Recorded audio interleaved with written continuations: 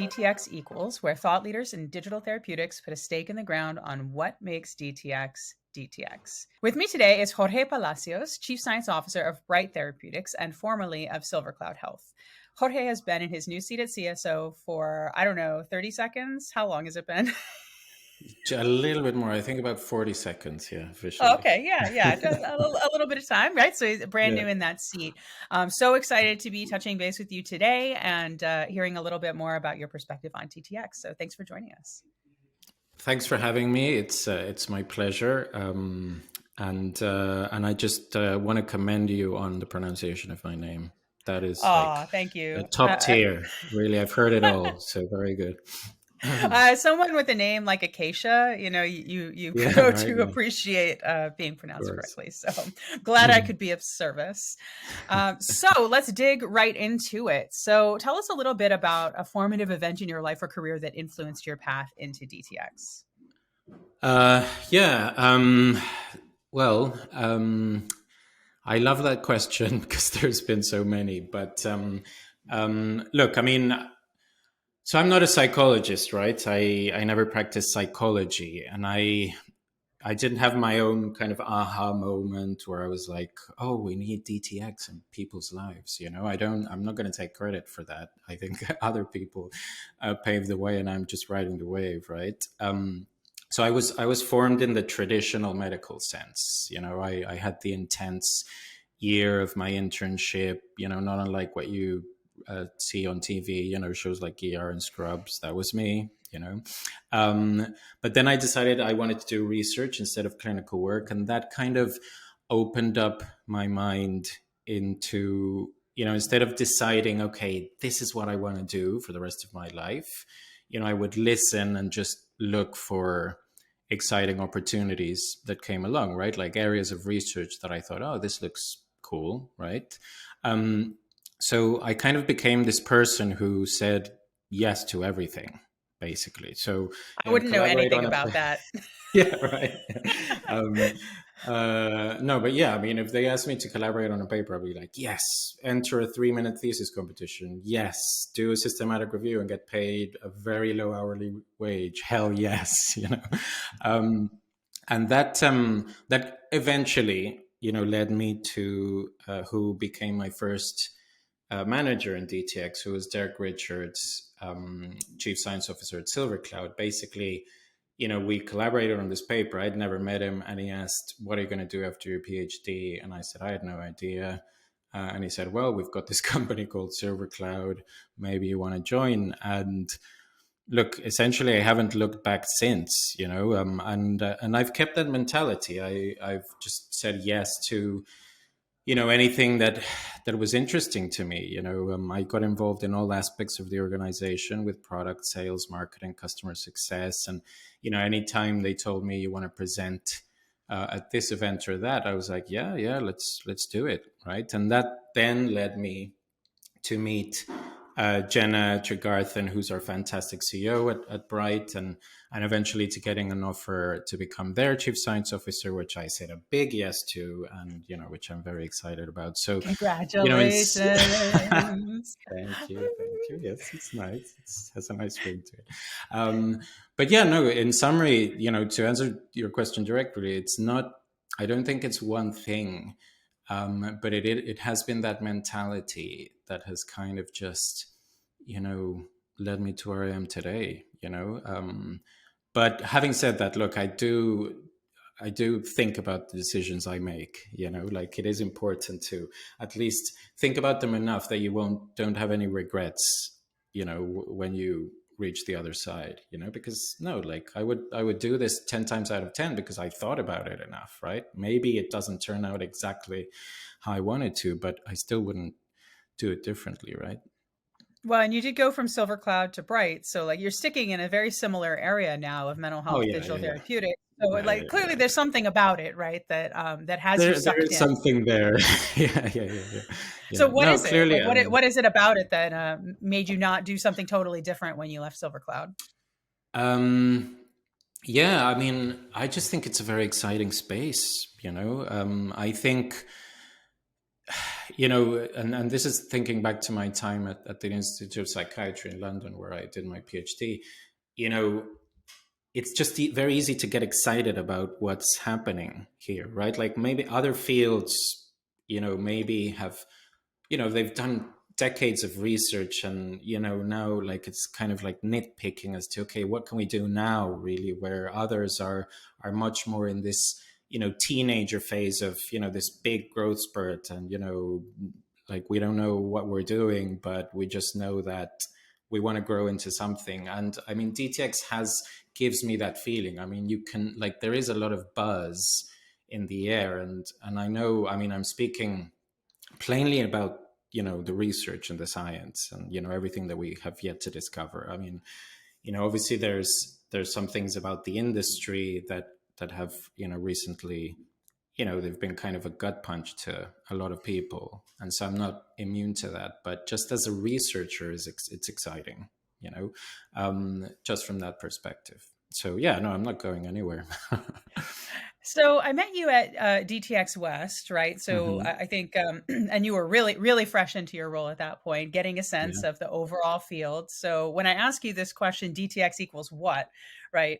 You have some more bird's eye view perspective than maybe you did when you first took that one opportunity with Derek. Shout out to Derek, by the way, cool guy.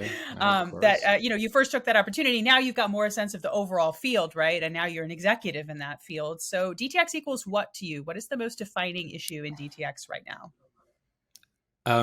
Yeah, I mean, this is a great question. I love that your podcast is centered around it, because obviously, in all honesty, we could go in any number of directions here, and look, who am I to say what's the most defining thing? But to you, definitely one. Yeah, I know. I was going to say, for me, what is key is, look, DTx is a land of opportunity for sure, but it's of great responsibility, and I think right now it is a lot about putting the right people in the room, both directly, the ones that are within DTx, and those that are outside of it. And what I mean by that is, I don't think there's enough bridges right now between founders and industry leaders and academics and the brick and mortar clinicians and providers. There's just not. I think these worlds are still quite separate and siloed. And too often I have seen panels or webinars or entire events, really, where the makeup of the crowd is like 95% one particular group of people. And I am seeing a change, but it is small. And, for example, I've been to academic conferences for many years now. And the last one I was at, purely academic conference, in every traditional sense of the way, the professors, these, old time classically trained professors, they were starting to ask questions about, okay, like this app or product that we built, how can we commercialize it? Right? Like, what do we do? And even though they were asking very naive questions, right? Like really, like you messed up a long time ago if you already have a program that's already been developed and you're like, how do I commercialize that? Like you could turn, do you have a time machine? That would help. I know. And that, I mean, yeah, like it's rough, but it's true, isn't it? But it was just refreshing to at least hear something like that, because at previous events, I promise this is not a lie, I would ask people, so what are you going to do? Like, this is amazing, the findings that you had, like you got this big grant, like millions of dollars were poured into this and you're presenting, so like, when can we see it? And the response is like, well, I mean, the grant money is over, so I don't know. I mean, we'll right. see. The university owns the IP, so it's going to sit in a file drawer somewhere. Die a slow death. Exactly. And that was sad to hear sometimes, because you could see that this had helped a lot of people, but it was just never going to see the light of day. So they're starting to talk about it, right? And they're starting to invite people to talk about their career transitions, etc. And then, at a recent industry event, I heard a clinician say in a panel, we need more clinicians here, and we need more patients, and we need more academics. And so I was like, yeah, 100% we do. But, for example, students of medicine still don't have anything regarding DTx in their curriculum.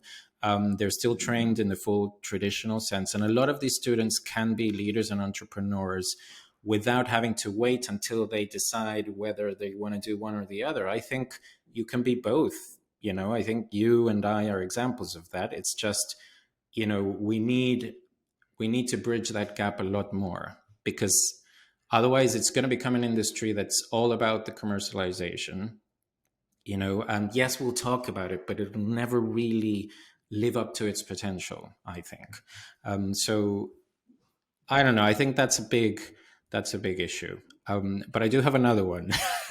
But I mean, what do you think there? I mean, do you agree? Do you not agree? Because I think you've basically summarized how I ended up in industry, actually. Like, I looked around and the labs that I, had access to, I'm looking and I saw millions and millions and millions of dollars of NIH funding poured into things that the IP is owned by the university and nobody would ever see again. And so, like, why did we spend years showing, like, did you know that you can prevent depression by teaching CBT preventatively?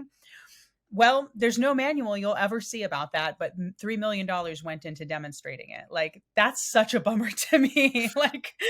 And that is a reason to leave academia, as opposed to academia changing to make it so you don't have to leave because of that problem, because that problem shouldn't exist, right? Yeah. Like, nobody should be building interventions without interacting with people that know how to build interventions. And that goes both ways, right? It goes that no company should be building it without input from people that know clinically what needs to happen, but also that clinical people should not be building it. I built the worst, jankiest digital intervention of all time for my dissertation, and it worked if people used it, but nobody used it because it was horrible and janky. So, like, what did I just spend a year of my life doing, right? That was how I met the co-founders who helped us build Happify. It's like, they were sitting in the audience while I was like, why did I build this stupid intervention? Could somebody who knows how to build interventions please talk to me?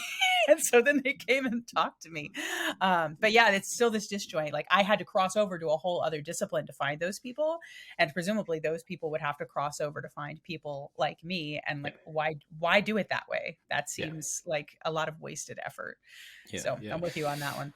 All right. So building bridges. Yeah. So, okay. Mm-hmm. So we agree. But then the other one I did want to say is, this is something I preach about a lot too, is, evidence and data, but used in the right way. And, the thing is, data should be maximized, shared, understood, defined, etc. And evidence generation needs to be central to these companies, right? Like, I do get the need to market and sell, but how can you sell something that you don't even know that people are going to, first of all, use, and secondly, benefit from? I think that's crazy. And, with all of this research and evidence, I think might come the humility too, because I think DTx companies and I tend to just report on the biggest percentage value, whatever it means, but like the closer to 100, the better, as if, that's real, right? Like, like, I don't know, X number of users recovered, but in one circumstance, like, there's not enough scrutiny attached to that. And, it's fine if not everybody improves, right? Like, if you look at the biggest, most expensive systematic reviews published in the highest impact journals like The Lancet, they'll say antidepressants work, 50, 60% of the time. CBT works 60, 75% of the time. Yeah. So why do we want everybody suddenly from a DTx road to love it or to benefit from it? That's just not going to happen, right? So there's always going to be people who don't engage, or who from the get-go engage a lot because they're just motivated to do it.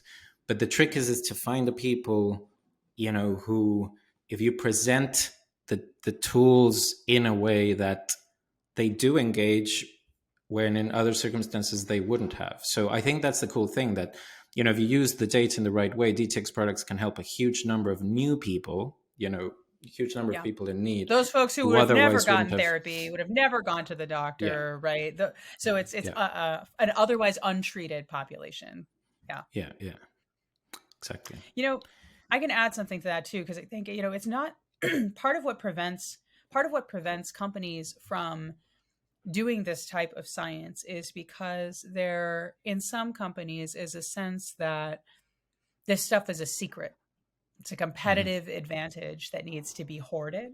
And so they may do the research, but they don't want to disseminate it. And I'm like, oh, guys, like nobody's going to read your peer reviewed publication and be like, well, we should make a thing just like that and catch up with you. Like, what is the danger in sharing some of these things? Yeah, Like, it takes yeah, yeah. years to do this work. So, the chances that somebody's going to read something that you say, and like, God forbid somebody read a detail in your study that helps the field move forward more quickly.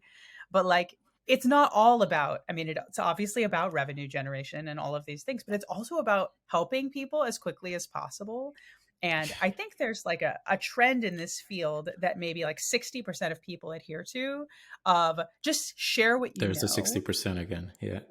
Yeah, the 60, I mean, isn't that it's like nothing's Yeah, yeah. everybody, right? But like, Yeah, yeah. just share what you know. And then there's another 40% that's like, let me just hold this as tight to my chest as possible because they're my secrets. Like, Mm-hmm, mm-hmm. how can we shatter that idea that there are secrets? I mean, there are some secrets, maybe like the exact parameters of your algorithms that do some amazing thing, and like how your AI chatbot is trained, but like evidence data is not a secret.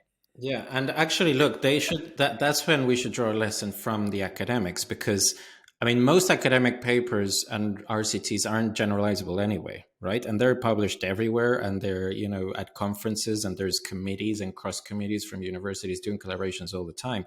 I think we should do that within the industry. Like, why But like, not people at health collaborate plans between? are academics. They want to see this stuff. It's like, it's just, I think Yeah, most but companies have not gotten so far down the line that they are not getting laughed off the stage for not having it yet, But like, yeah, there's yeah, going to yeah, come a yeah. time where a bunch of doctors want to see published medical grade But that's research. it. Like, you're Yeah. talking to the clinicians here, but yeah, Yeah. right now it is a little bit of a case of how many RCTs do you have? How many RCTs Uh-huh. do you have? I have two. I have three. Oh well, then. There is a lot of like this, like weird competition, but there should be a lot more collaboration, for sure. Yeah, um, yeah. So, final question. In your wildest Uh huh. dreams, what's something DTX will be able to do in the future that it can't do today? Well, these are my wildest dreams we're talking about, right? I Uh-huh. mean, could go anywhere. Okay.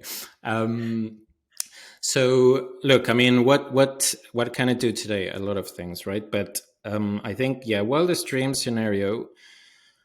I mean, it's for me. It's a lot about democratizing healthcare. Like being able to offer the highest quality treatments to whoever, wherever they are. That would be amazing. Like truly transform the healthcare industry in general. I think DTX can be an extension of the clinicians helping hand. Clinicians are doing amazing work in all over the place. Like they can be in the most rural community. I was formed in Mexico, and part of your formative years, you go to a community which no vehicle can get to. It's on top of a mountain, and like food gets delivered by helicopter, and yet there's a doctor there doing the hard labor, right? But how can we get DTX products to help this guy out, this doctor out, and also the large scale clinics at the same time? And you know, I also have read a lot on that transition from inpatient to outpatient therapy and care, and how can DTX fit in there? Like, how can it be that extension of the positive treatment? The connection between each visit to the clinic, what happens in between. I think DTX can be the glue. That in itself would be a massive win, right? Like, I think personalization and innovation are very nice, and I get excited about thinking about how through AI and machine learning we can predict with high accuracy, make predictions that help clinicians make better decisions, right? Like, this is going to sound cheesy, but if DTX can make clinicians be better versions of themselves, then that'd be amazing. If we can say that in the future, that'd be amazing, because then it encompasses everything that we've talked about, right? Like collaboration, for the mutual benefit of, the clinicians and the patients. So, yeah, I mean, it's a bit of and the answer went all over the place, but I think that's more or less what I'd love to be able to look back on in 5 years and say, yeah, we truly made a difference. We're not talking about the same issues, so we'll see. Very interesting stuff. I agree. I think it's consistent too with what what FDA says about this kind of thing. It's that, if you're gonna talk about creating software that can do what a clinician does, start by showing that you can help the clinician do what they're doing, or supplement or be adjunctive to that. And from there, maybe we can think about ways to kind of like create standalone therapies. But I think, the zeitgeist is very much to think first about how we can work alongside clinicians. And you can't do that without clinicians. Yeah. seems important. Crazy thought, right? But yeah. Oh, I know. Well, that's all the time we have. Thank you so much for joining me, Jorge Palacios, here on DTx Equals. I just wanted to say it again. I like to anytime. I like to flex. Well, we need to be on more panels. You need to host me on a couple of panels so you can say. Yeah, so I can announce you properly. I'll make it happen. No, but thank you so much. This was great. I wish we had more time, but just good luck on the podcast in general, because I'm sure there'll be plenty of awesome conversations that you'll be able to share on here. So yeah, great stuff. Thank you.